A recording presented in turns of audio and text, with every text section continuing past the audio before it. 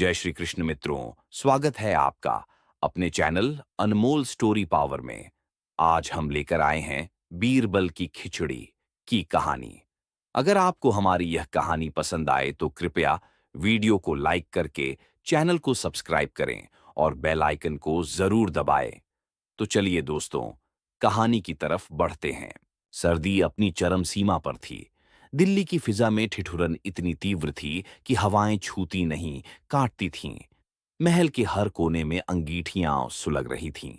रेशमी कंबलों और ऊनी वस्त्रों से लिपटे दरबारी अपने अपने स्थानों पर विराजमान थे।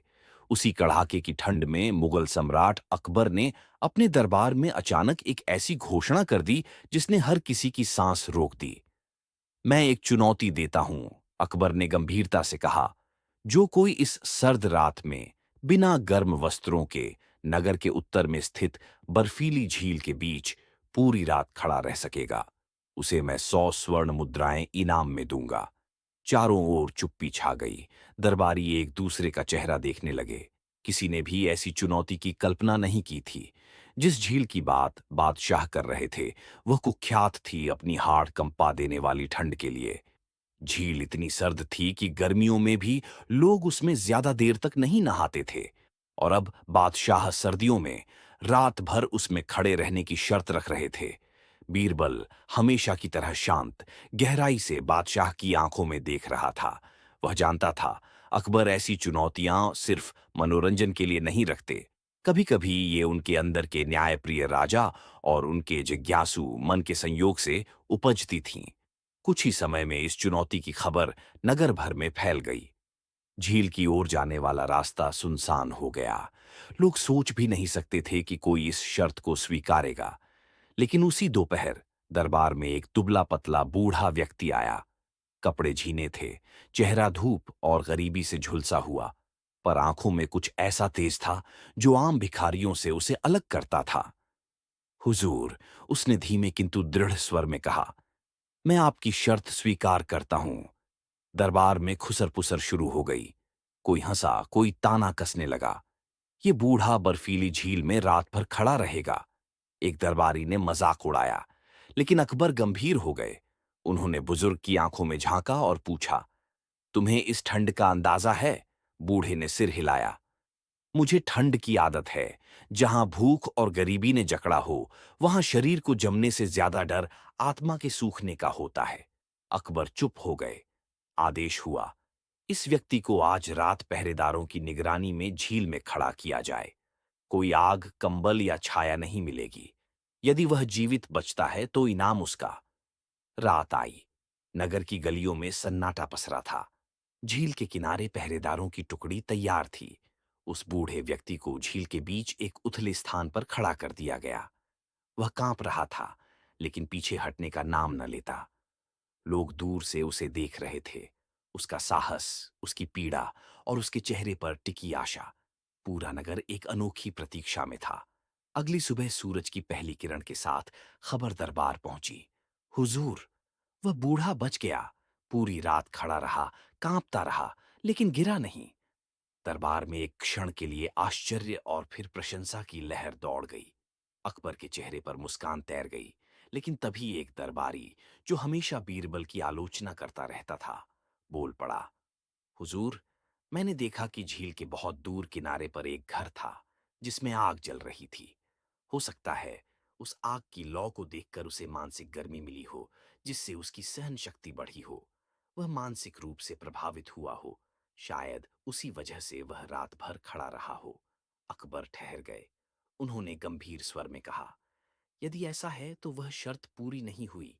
मानसिक गर्मी भी एक सहारा ही है। इनाम नहीं मिलेगा। बूढ़ा व्यक्ति मौन रह गया। उसका चेहरा बुझ गया। बीरबल चुपचाप सारा दृश्य देख रहा था। उसकी आंखों में कुछ जलने लगा था। यह आग अन्याय के खिलाफ थी। अगले दिन बीरबल ने बादशाह से कहा, हुजूर, मैं आज दरबार में आपके लिए एक विशेष खिचड़ी बनाना चाहता हूं। मेरी विनती है, आप कुछ समय दें और दरबारियों सहित देखने आए। अकबर ने सहमति दे दी। दोपहर को बीरबल ने महल के खुले आंगन में एक ऊंचा बांस गाड़ा। इतना ऊंचा कि उसका सिरा बादशाह की बालकनी के पास पहुंचता था। बांस की छोटी पर एक छोटा मिट्टी का बर्तन बांध दिया गया और उसके बहुत नीचे, लगभग जमीन पर, एक छोटा सा अलाव जलाया गया। दरबारियों की भीड़ इकट्ठा हो गई। सब देख रहे थे, खिचड़ी ऊपर, आग नीचे। बीरबल लकड़ियां डालता रहा, पंखा झलता रहा, लेकिन घंटों बीत गए और खिचड़ी में कोई उबाल नहीं आया। अकबर ने खींचकर पूछा, बीरबल, ये तुम क्या कर रहे हो? क्या यह खिचड़ी कभी पकेगी भी? बीरबल ने विनम्रता से उत्तर दिया, हुजूर, जब झील के किनारे दूर जली आग देखकर वह बूढ़ा गर्म रह सकता है, तो ये खिचड़ी भी दूर से ही पक सकती है। मैं तो बस उसी तर्क पर काम कर रहा हूं। दरबार में सन्नाटा छा गया। कुछ पल के लिए अकबर ने बीरबल को घूरा, फिर ठहाका लगाकर हंस पड़े। वह हंसी शर्म की, स्वीकार की और न्याय की थी। बीरबल, तुमने मेरी आंखें खोल दी। मुझे उस बुजुर्ग से माफी मांगनी चाहिए। आज, उसी क्षण, उसे 100 स्वर्ण मुद्राएं, ऊनी वस्त्र और जीवन भर की देखभाल दी जाए। उस ठंडी चुनौती की चर्चा कुछ ही घंटों में पूरे नगर में फैल गई थी। चाय की दुकानों, मस्जिदों की सीढ़ियों, मंदिर के प्रांगण और हर गली चौक पर बस एक ही बात थी, कौन होगा वो बहादुर जो अकबर बादशाह की शर्त को पूरा करेगा? लोग अनुमान लगाने लगे। कोई कहता सिपाही जीतेगा, कोई कहता पहलवान को भेजना चाहिए।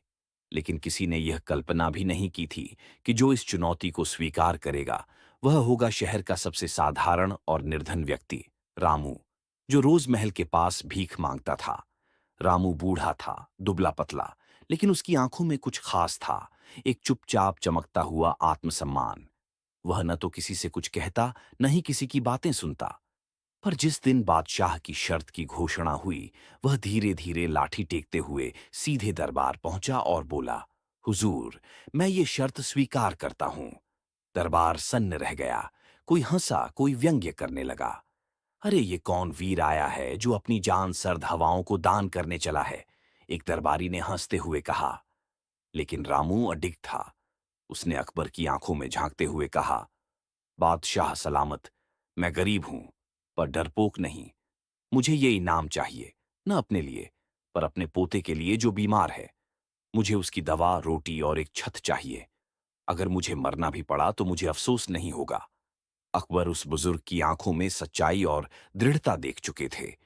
उन्होंने बिना कुछ कहे इशारा किया और आदेश दे दिया, आज रात रामू इस शर्त को पूरा करेगा। पहरेदार उसकी निगरानी करेंगे। कोई आग, कोई वस्त्र, कोई गर्माहट नहीं मिलेगी। अगर सुबह तक वह जीवित रहा तो इनाम मिलेगा। रात धीरे धीरे सरकती आई। नगर की फिजा में सर्दी कुछ और भी घुल गई थी, मानो खुद बर्फ ने रामू को परखने की ठानी हो। झील की ओर जाने वाले रास्ते वीरान थे, पर दूर से कुछ लोग टकटकी लगाए देख रहे थे। एक दादी अपनी पोती को गोदी में लिए फुसफुसा रही थी, वो आदमी ठंड से लड़ेगा ताकि उसके जैसे औरों को रोटी मिल सके। झील के बीचों बीच रामू खड़ा था। उसका शरीर कंपा रहा था। उसकी सांसें भाप बनकर बाहर आ रही थीं, होंठ नीले पड़ गए थे, पर उसकी आंखें बंद थीं। शायद वो अपने पोते की मुस्कुराहट देख रहा था, या वो सपना जिसमें उसके पास एक गर्म कंबल और मिट्टी की पक्की झोपड़ी है। समय जैसे रुक गया था। रात गहराती गई। पहरेदार झील के किनारे खड़े थे, कभी एक दूसरे को देखते, कभी रामू को। उनके भीतर भी दया की लहर दौड़ रही थी, पर वे आदेश के बंधन में थे। उन्हें सिर्फ देखना था, मदद नहीं करनी थी। सर्दी अपने सबसे कठोर रूप में उतर आई थी। आकाश में तारे भी मानो दूर हटकर बैठे थे, जैसे खुद चांद ने भी उस रात अपनी चांदनी छुपा ली थी। लेकिन रामू अब भी खड़ा था, डगमगाते पैरों पर, हिम्मत के सहारे। कहीं कोई जादू नहीं था, सिर्फ एक गरीब की जिद थी, जिंदा लौटने की, जीतने की।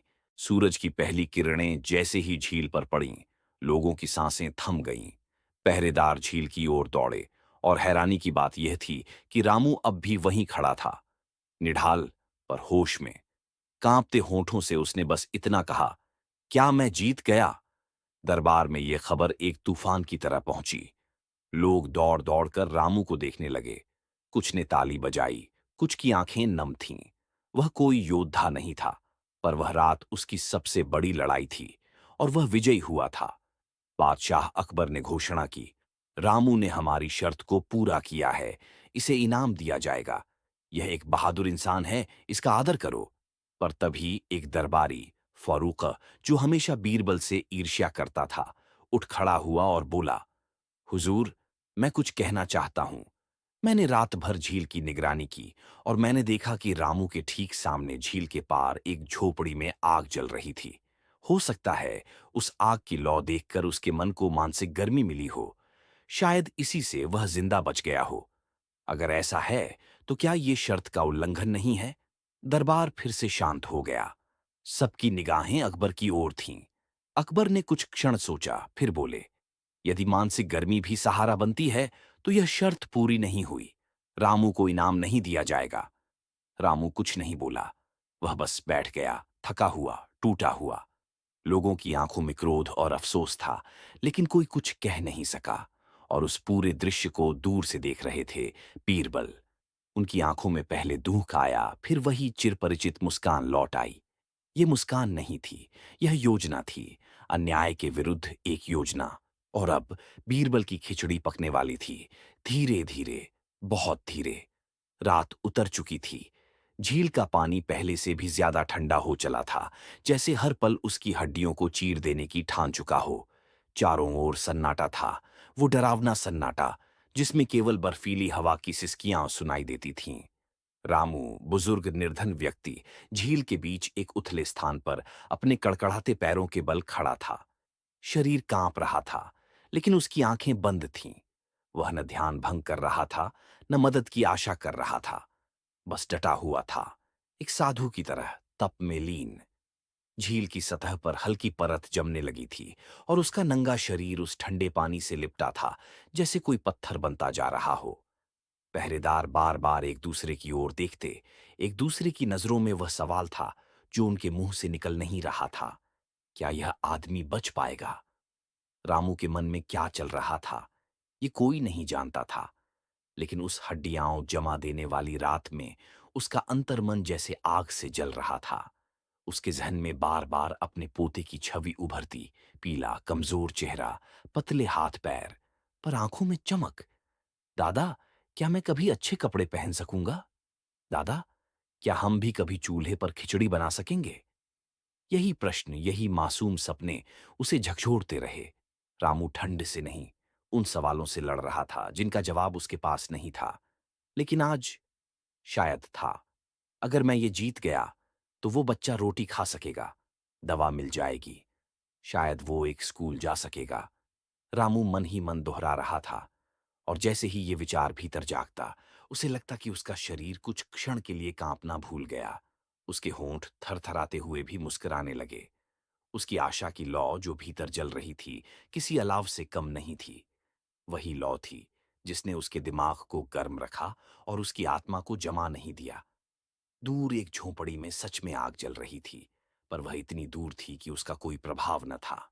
फिर भी जब रामू ने उस आग की ओर देखा तो उसे लगा मानो उसकी मां खड़ी है, लकड़ी डाल रही है, मुस्कुरा रही है। डटे रह बेटा, तू ठहरा किसान का लहू।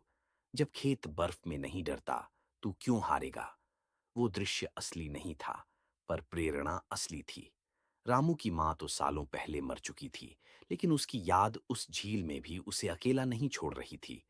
रामू के दिमाग में खेतों की मिट्टी की गंध उठ रही थी, घर के कोने में रखे टूटे बर्तन, पसीने में लिपटी मेहनत की यादें, और हर वो क्षण जब उसने कुछ नहीं होते हुए भी हार नहीं मानी थी। समय धीरे धीरे चल रहा था। आकाश में चांद अपनी यात्रा पूरी कर चुका था।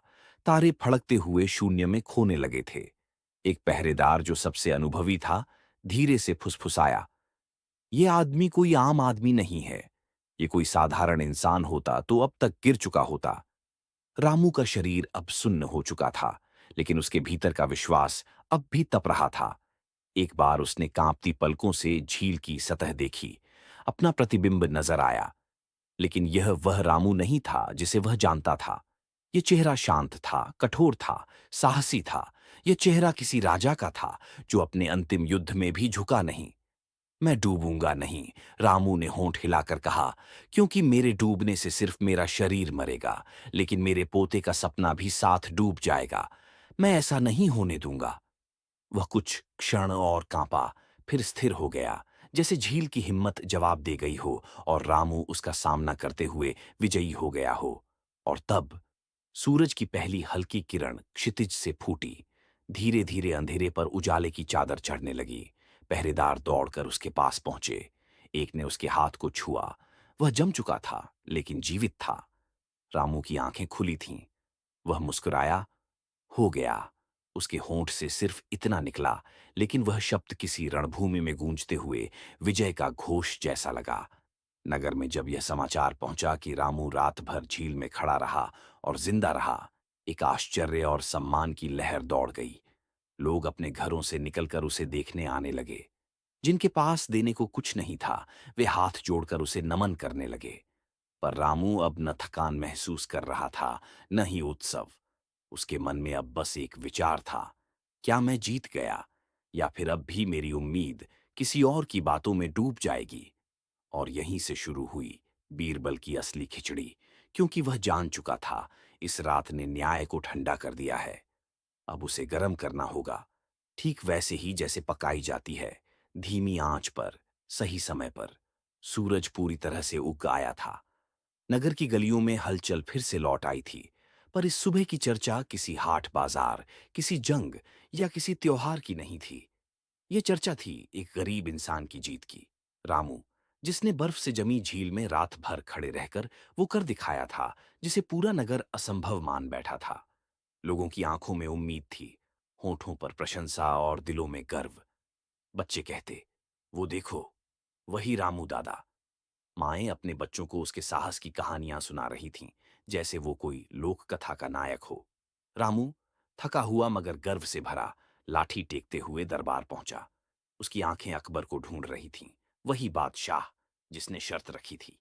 आज वो उम्मीद लेकर आया था कि न्याय मिलेगा, कि मेहनत का फल मिलेगा और उसके पोते का भविष्य सुधर जाएगा। दरबार भर चुका था। अकबर सिंहासन पर बैठा था। चारों ओर दरबारी और नगर के सम्मानित जन। सब जानना चाहते थे, क्या अब अकबर अपना वादा निभाएगा। रामू दरबार के बीचों बीच आकर खड़ा हुआ और हाथ जोड़कर झुका। हुजूर, मैंने आपकी शर्त पूरी की। पूरी रात झील में खड़ा रहा, बिना आग, बिना कंबल, सिर्फ आशा के सहारे। दरबार में कुछ क्षण के लिए मौन छा गया। फिर लोगों ने तालियां बजाईं। कुछ दरबारी उसकी जय जयकार करने लगे।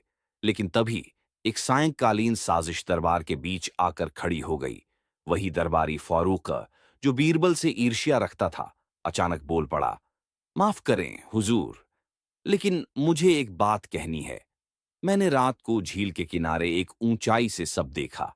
झील के उस पार एक मंदिर था। वहां एक दीपक जल रहा था। वह लौ साफ दिखाई दे रही थी। हो सकता है रामू ने उसे देखकर मानसिक रूप से गर्मी महसूस की हो, सहारा लिया हो, और इस प्रकार शर्त का उल्लंघन हुआ हो। पूरा दरबार चौंक गया। लोगों की तालियां रुक गईं। रामू की आंखें फैल गईं। वह हैरान था। उसे समझ ही नहीं आया कि एक मंदिर की लौ इतनी दूर उसकी जीत छीन सकती है। अकबर ने कुछ क्षण सोचा। वह सच्चा और न्यायप्रिय शासक था, लेकिन अक्सर तर्क उसे बहका देते थे, और इस बार भी वह उस तर्क के जाल में फंस गया। यदि किसी मानसिक गर्मी ने भी उसे सहारा दिया, अकबर बोला, तो वह भी एक सहायता ही है। हमारी शर्त थी बिना किसी सहारे के, इसलिए इस व्यक्ति को इनाम नहीं दिया जाएगा। ये शब्द बर्फ से भी ज्यादा ठंडे थे। रामू चुपचाप खड़ा रहा। उसकी आंखों में विश्वास था जो धीरे धीरे टूटने लगा था। उसके पोते का चेहरा उसकी आंखों में उभरा, फिर धीरे धीरे धुंधलाने लगा, जैसे उम्मीद की आंच बुझ रही हो। दरबार में कोई कुछ न कह सका। कुछ दरबारियों की आंखें झुक गईं। बीरबल, जो सब देख रहा था, अब उठकर खड़ा हुआ। उसके चेहरे पर न गुस्सा था न पीड़ा, केवल एक शांत गहरी मुस्कान। हुजूर, बीरबल बोला, आपका आदेश सर्वोपरि है, लेकिन क्या आप मुझे कल एक विशेष पकवान बनाने की अनुमति देंगे? एक अनोखी खिचड़ी, आपके लिए, दरबार के लिए। बस एक दिन का धैर्य दीजिए। अकबर, जो अभी अपने निर्णय में डूबा हुआ था, धीरे से बोला, बीरबल, तुम्हारी खिचड़ी में क्या नई बात होगी? बीरबल ने नम्रता से सिर झुकाया। इस बार खिचड़ी स्वाद से नहीं, बुद्धि से पकाई जाएगी। अकबर ने सिर हिलाया। रामू की ओर किसी ने नहीं देखा। वो धीरे धीरे बाहर निकल गया, एक जीत को हार में बदलते देखता हुआ। लेकिन बीरबल ने उसे जाते हुए देखा था और उस दिन उसने ठान लिया, न्याय सिर्फ निर्णय नहीं होता, वह अनुभव होता है। और अब वह न्याय खिचड़ी में पकने वाला था। एक ऐसी खिचड़ी जो किसी मिट्टी के बर्तन में नहीं, बल्कि पूरे दरबार की अंतरात्मा में उबाल लाएगी। अकबर के दरबार में अगली सुबह कुछ अलग थी। सिंहासन था, दरबारी थे, संगीत था, लेकिन एक व्यक्ति की अनुपस्थिति ने पूरे वातावरण को बेरंग कर दिया था, बीरबल। किसी ने कहा, वो बीमार होंगे। दूसरे ने फुसफुसाया, शायद वो अकबर के फैसले से नाराज हैं। अकबर, जो कभी बीरबल की चतुर बातों और सूझबूझ का मजाक उड़ाता था, आज बेचैनी से उसका इंतजार करने लगा। हर बार जब कोई दरबारी अंदर आता, तो उसकी नजर दरवाजे पर ठहर जाती। शायद बीरबल आ गया हो, लेकिन बीरबल नहीं आया। एक दिन बीत गया, फिर दूसरा, फिर तीसरा। बीरबल गायब था, न कोई पत्र, न कोई संदेश। दरबार में एक सूना सा खालीपन उतर आया था। अकबर, जो न्यायप्रिय था, परंतु तर्क में बंध जाता था, अब भीतर से विचलित हो रहा था। क्या मैंने गलत निर्णय लिया? यह प्रश्न उसके मन में उठने लगा, पर वह उसे स्वीकार नहीं कर पा रहा था। पांचवें दिन सुबह सुबह, जब सूरज पूरी तरह आसमान पर चढ़ा भी नहीं था, अकबर अपने महल की बालकनी में खड़ा चाय की प्याली थामे सोच में डूबा था। तभी उसकी नजर दूर बीरबल के घर की ओर गई और उसे कुछ अजीब दिखाई दिया।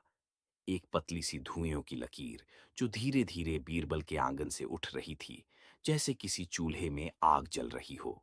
अकबर की भौहें सिकुड़ गईं। इतने दिन से बीरबल नदारद था और अब उसके घर से धुआं उठ रहा है। उसका मन और अधिक बेचैन हो गया। क्या वह बीमार है या कोई चमत्कार कर रहा है?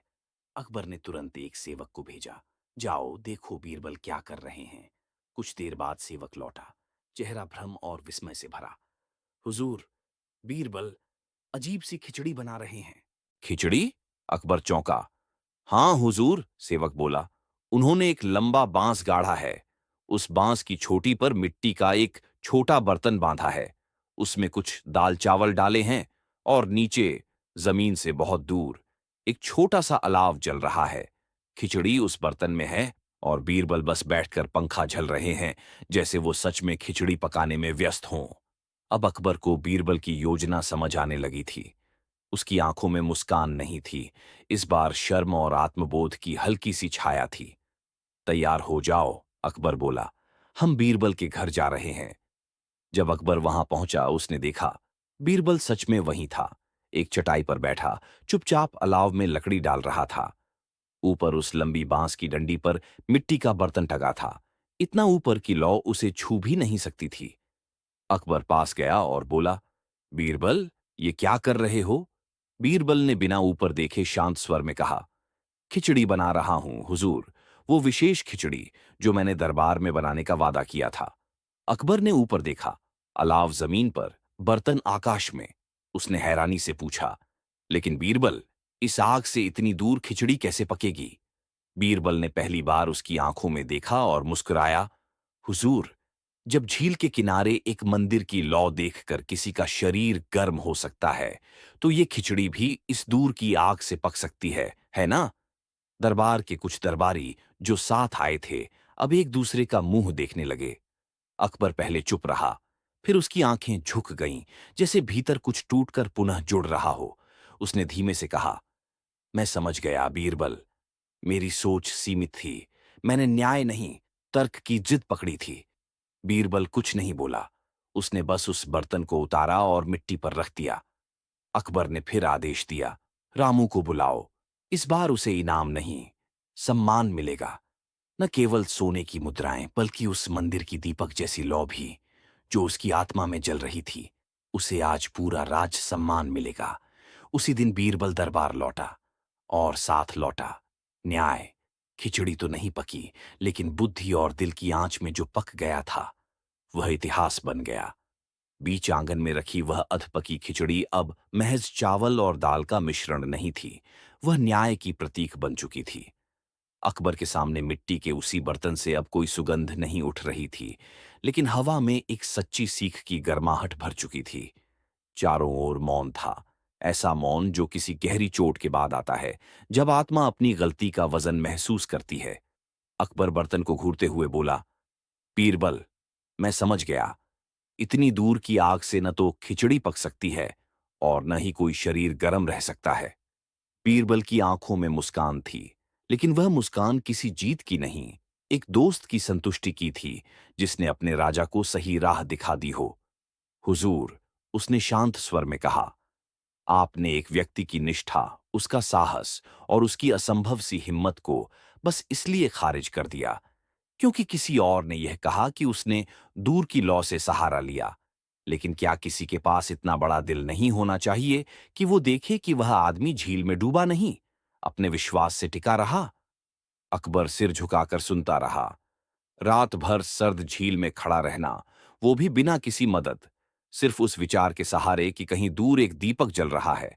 क्या ये अपराध है? नहीं, हुजूर, ये तो इंसान की ताकत है, उसकी कल्पना, उसकी आशा। और अगर इंसान की आशा ही उसके खिलाफ गिनी जाने लगे, तो फिर न्याय की दीवारें नहीं, बस पत्थर रह जाएंगे।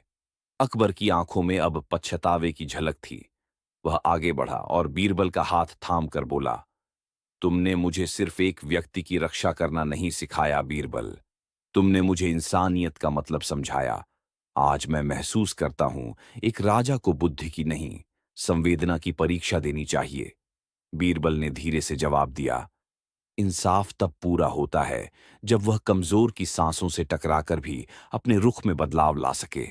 कानून की किताबें ठंडी हो सकती हैं, पर एक राजा का दिल नहीं होना चाहिए। उस दिन दरबार में दो घोषणाएं हुईं। पहली, कि रामू को न केवल 100 स्वर्ण मुद्राएं दी जाएंगी, बल्कि नगर की ओर से उसके लिए एक घर, उसका पोते की शिक्षा और जीवन भर की देखभाल का इंतजाम होगा। और दूसरी, कि अकबर स्वयं रामू के घर जाकर उसके साहस को सलाम करेगा। नगर में यह समाचार आग की तरह फैला, लेकिन यह आग नाश की नहीं थी। ये वह लौ थी जो उम्मीद, इंसाफ और मानवता की गर्माहट से जल रही थी। लोगों की आंखों में भरोसा लौट आया, रामू की आंखों में चमक और उसके पोते की हंसी में एक नई सुबह। और वह खिचड़ी, वह मिट्टी का बर्तन अब राजभवन के संग्रहालय में रखवा दिया गया। उसके नीचे एक तख्ती टंगी थी, जिस पर लिखा था, जहां बुद्धि रुक जाए, वहां दिल से फैसला लो। कभी कभी दूर की लौ पास की आग से ज्यादा ताकत देती है। यही है बीरबल की खिचड़ी। अगर आपको यह कहानी पसंद आई हो तो इसे लाइक और शेयर करें। हमारे चैनल अनमोल स्टोरी पावर को सब्सक्राइब करना ना भूलें और बेल आइकन को दबाएं ताकि आपको हमारी सभी नई कहानियों की जानकारी मिल सके। धन्यवाद। फिर मिलेंगे एक नई रोचक कहानी के साथ। जय श्री कृष्णा।